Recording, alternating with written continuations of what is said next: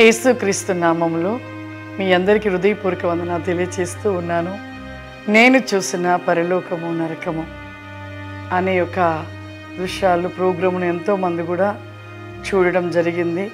అనేక స్థలాలను మనము ప్రభు నాకు చూపించిన మరి ఆ యొక్క దేవుని రాజ్యంలో ఉంటున్న అనేక స్థలాల విషయాలని ఎన్నో విషయాలని మీతో పంచుకోవడం కూడా జరిగింది. ప్రియులారా, మరి ప్రభు దేవుని మహాకృపను బట్టి ఆయన చిత్త ప్రకారమును మరలా నన్ను దేవాది దేవుడు ఒక నెల దినములు ఉపవాస ప్రార్థనలో ఉండమని తెలియపరిచారు.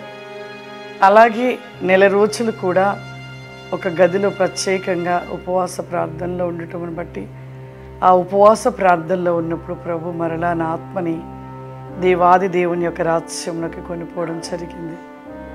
ఎందుకు పనికిరాని దాన్ని, ఏ యోగ్యత లేని నన్ను ప్రభు నెల రోజులు కూడా ఆ ఒక ఉపవాస ప్రార్థనలో ఉన్నప్పుడు నాకు చాలా సంతోషం అనిపించింది. ప్రియులారా, చాలా ఆనందపడ్డాను. నిజముగా ఒక విషయం చెప్పాలి అంటే నాకైతే ప్రభు ఎన్నో మార్లు మరి ఆ నెల రోజుల్లో దేవుని రాజ్యంలో ఎక్కువగా గడపడం జరిగింది.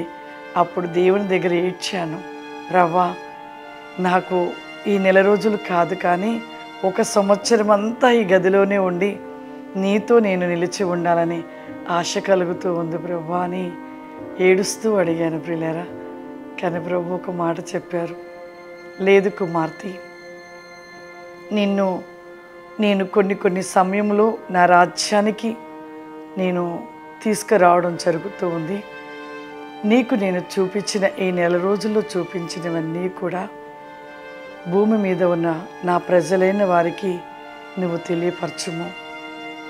నేను కేవలము నా రాజ్యపు మాటలు, నా రాజ్యంలో ఉన్న అనేక స్థలాల విషయాలను తెలియపరచుటకు, నా రాజ్య సువార్తను ప్రకటించుట కోసము నేను ఏర్పాటు చేసుకొని ఉన్నాను. అందరూ కూడా నా లేఖన గ్రంథంలో ఉన్న మాటలను తెలియపరుస్తూ వివరిస్తూ ఉండగా నిన్ను మాత్రము నా రాజ్యంలో ఉన్న అనేక స్థలములు ప్రజల కోసం అనేకముగా సిద్ధపరిచి ఉంటున్న మానవులకి కొరకు అనేక సిద్ధపరిచిన వాటి విషయాలని తెలియపరచుట కోసము నేను ప్రత్యేకించుకున్నాను. కాబట్టి నీవు ఈ నెల పూర్తిగా అయిపోయిన తర్వాత నీకు చూపించిన స్థలాలు, నీకు చూపించిన నా రాజ్యంలో ఉంటున్న నరుల కోసం సిద్ధపరిచిన స్థలముల గురించి వివరణగా నువ్వు వివరించుము కుమార్తె అని ప్రభు చెప్తూ ఉంటే నేను మరలా ప్రభుని అడిగాను, లేదు ప్రభా, ఒక్క సంవత్సరమైనా నీతో ఉండాలని, ఈ స్థలంలో నుండి నాకు వెళ్ళుటకు ఇష్టము కావట్లే ప్రభా అని అడిగాను.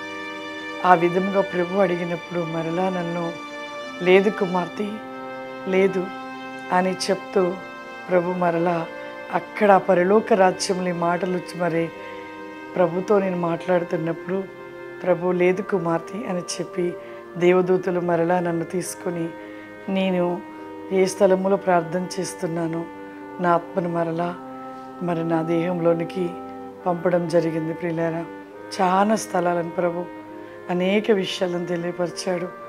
భూమి మీద ఎన్నో ఉన్నవి, కానీ ఆ పరలోకములో అంతకంటే గొప్ప స్థలాలు, గొప్ప విషయాలు ప్రభు మరి చూపించడం జరిగింది. అందమైన స్థలాలు, మరి ఆ స్థలాల విషయంలో ప్రతిదీ కూడా ప్రభు మనకేం సిద్ధపరిచాడు ఇంకా ఉన్నాయి. ప్రభువు ఇప్పటి వరకు చూపించిన స్థలాలు మీరందరికీ కూడా నేను వివరంగా వివరించి తెలియపరిచాను. కానీ మనము చూస్తూ ఉన్నది ఒక విధముగా చెప్పాలంటే భూమి నా పాదపీఠము, ఆకాశము నా సింహాసనం అంటున్నాడు. కానీ ఆ పరలోక రాజ్యము ఎంతో ఉన్నది. నేను చూసి ఉన్న స్థలాలన్నీ కూడా కనీసము ఒక చిన్న భాగము మాత్రమే. కానీ ఆ పరలోక రాజ్యములో ఎన్నో విషయాలు, ఎన్నో స్థలాలు, ఎన్నో ప్రాంతాలు, ఎన్నో అద్భుతమైన స్థలాలు నిలిచి ఉన్నవి.